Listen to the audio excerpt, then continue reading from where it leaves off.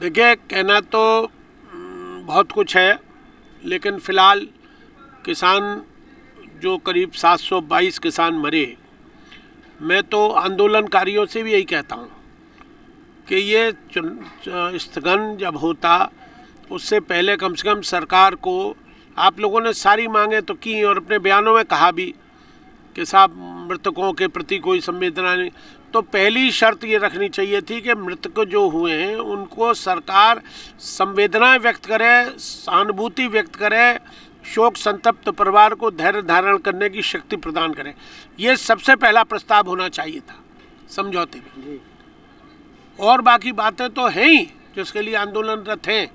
लेकिन जो मृतक हो गए, जो उनको शहीद का दर्जा दिया जाना की मांग हो रही है, उनके प्रति आज तक सरकार ने कोई संवेदना व्यक्त, शोक सभा करके पार्लियामेंट में पहले दिन सबसे पहले उनको शोक सभा करके श्रद्धांजलि देनी चाहिए थी, उसके बाद कार्रवाई शुरू होनी चाहिए थी।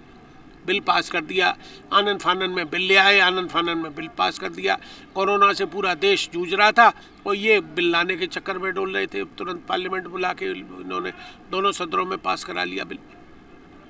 तो वो बिल सरकार की तरफ से नहीं था, वो अडानी और अंबानी की तरफ से था, बड़े बड़े उद्योगपतियों की तरफ से था, जिनको कि अरबों खरबों रुपए का लाभ होना था, जिनने गोदाम बिल पास होने से पहले, तीले कानून पास होने से पहले तो गोदाम बनाने शुरू कर दिए, रेल की पटरियाँ डलनी शुरू कर दी। तो वो सब उनको सपना आ रहा था कि बिल पास हो रहा है, कैसे मालूम था? इसका मतलब है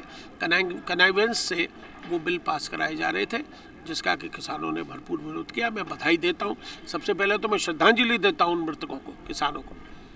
और उनके किसानों के परिजनों को एक एक सरकारी नौकरी और कम से कम 1 करोड़ रुपए की मांग है, तो कुछ ना कुछ तो दें उनको, 25 लाख दें, 50 लाख दें, 75 लाख दें, जो सरकार, प्रांत सरकार पे, केंद्र सरकार ने तो प्रांतों पर डाल दिया। अब प्रांत सरकार क्या देगी, कौन देगी, कैसे मिलेगा, ये इसका भी कोई अभी वो नहीं आया, तो उसको दें सबसे पहले। और फिर ये जो आंदोलन 1 वर्ष लगभग चला, 1 वर्ष ही चला,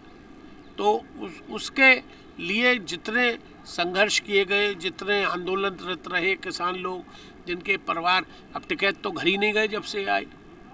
और मैं सबसे पहले तो इसमें एक और बात जोड़ना चाहता हूँ कि चौधरी अजीत सिंह, जिनकी वजह से ये पुनर्जीवित हुआ आंदोलन, लोनी का विधायक गुंडे लेके आ गया था इनको मारने के लिए, टिकैत को। अगर उस वक्त चौधरी अजीत सिंह उनकी हौसला अफजाई नहीं करते, उनकी हिम्मत नहीं मानते, उनके बेटे जयंत चौधरी वहाँ नहीं पहुँचते सुबह ही उस घोर घनघोर उसमें कोहरे में, तो मैं नहीं समझता हूँ ये आंदोलन तो कभी का ख़त्म हो गया होता। इसलिए चौधरी अजीत सिंह जी को भी श्रद्धांजलि, और उनके,